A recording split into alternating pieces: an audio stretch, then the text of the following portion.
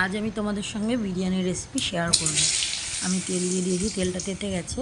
এর মধ্যে আমি আলুটা দিয়ে লাল লাল করে ভেজে নিয়েছি। আমি আলুটাকে এবার তুলে নেব। তারপর আমি লবণ হলুদ মাখানো মাংসের পিসগুলোকে হালকা লাল করে ভেজে নেব। দেখো মাংসটা আমার এখানে ভাজা হয়ে গেছে সুন্দর করে। আমি এবার মাংসটাকেও তুলে নেব। এবার আমি এর মধ্যে তেলের মধ্যে আমি পেঁয়াজটাকে দিয়ে ব্রেস্তা করে ভেজে নেব।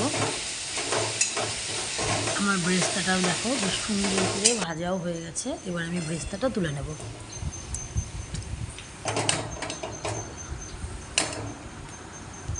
তারপর আমি একটা বিরিয়ানির যে হাঁড়ি কম মধ্যে দেবো সেই হাঁড়িটা বসিয়ে আমি আমাদের তেলটা দিয়ে তেলটা তাতিয়ে নেব। নিয়ে এর মধ্যে পেঁয়াজ দিয়ে দিলাম। আমি যে আদা রসুনের পেস্টের রস করেছিলাম সেই রসটাকে আমি এর মধ্যে দিয়ে দেবো।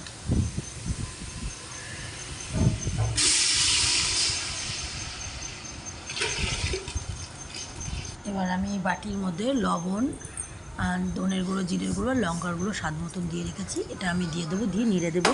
দিয়ে এটা একটু হালকা দিয়ে ফুটে উঠবে। আমি এর মধ্যে ভাজা মাংস আর আলুটাকে দিয়ে দেবো। দিয়ে আমি এটাকে সুন্দর করে কষিয়ে নেব। দেখো আমার সুন্দর করে কষানো হয়ে গেছে।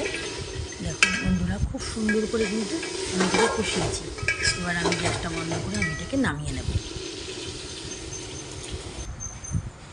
আমি বিরিয়ানি আর রাইস বসানোর জন্য জল বসিয়ে দিয়েছি। জলের মধ্যে আমি গোটা গরম মশলা, একটু তেজপাতা আর স্বাদ মতো একটু লবণ দিয়ে নেব। এবার আমি জলটাকে ফোটার ছেড়ে দিলাম। দিয়ে আমি এবার বিরিয়ানির মশলাটাকে তৈরি করে নেব। আমি বিরিয়ানির মশলা দিয়েছি, এর মধ্যে দুধ দিয়ে দিলাম। এবার আমি এর মধ্যে একটু কেওড়া জল, সামান্য একটু কেওড়া জল দেব। তারপরে এর মধ্যে আমি একটু দই দিয়ে দেবো। দিয়ে আমি এর মধ্যে একটু গোলাপ জল দিয়ে বেশ ভালো করে আমি এটাকে নেড়ে ছেড়ে মিক্সড করে নেব।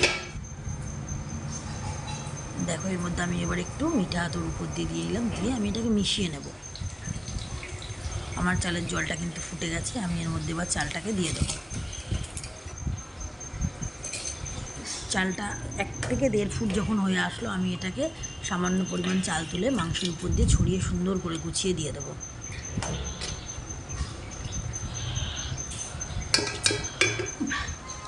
দেখো আমার রাইস দেওয়া হয়ে গেছে। আমি এর মধ্যে সামান্য একটু দই উপর দিয়ে ছিটিয়ে সুন্দর করে দিয়ে দিলাম। আমার রাইসটাও 70% হয়ে গেছে। আমি এবার রাইসটা ঝরিয়ে নিয়ে আমি এর উপর দিয়ে সুন্দর করে রাইসটাকে সাজিয়ে দিয়ে দেবো। তারপর দেখো আমি দুধের মধ্যে সামান্য কিশোর ছিল ঘরে, সেই কিশোর